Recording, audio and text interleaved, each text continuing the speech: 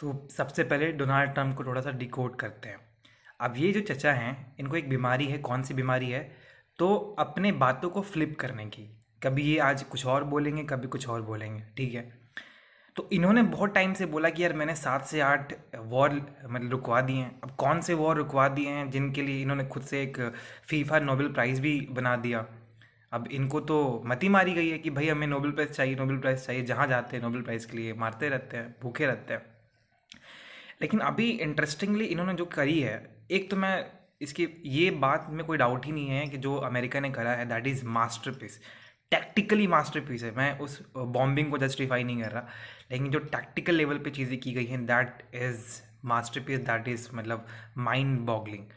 लेकिन अब पॉइंट है ये है कि ये अमेरिका का क्या आज का फॉरेन पॉलिसी है? नहीं यार, ये हमेशा से फॉरेन पॉलिसी रहा है। इवन स्टार्टिंग विद द जो एक डॉक्ट्रिन है जिसे हम शायद आई थिंक मॉरन डॉक्ट्रिन कहते हैं।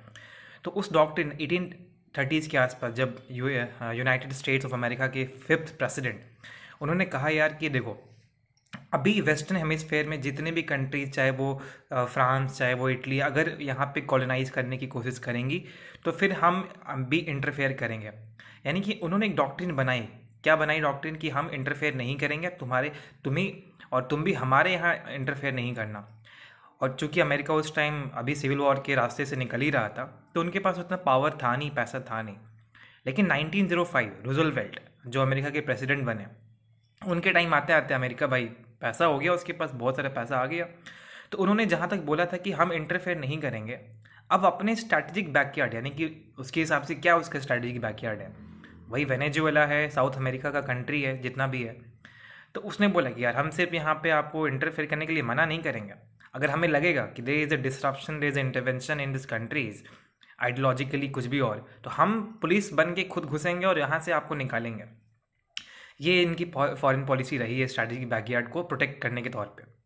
अच्छा, और अब दिक्कत देखने वाली बात है कि जैसे 2003 के आसपास जब इराक पे इन्होंने करा डेमोक्रेटिक और ये जो भी चोचलेबाजी थी उसके नाम पे, तो उसके बाद तो वहाँ पे ISIS बन के निकला था।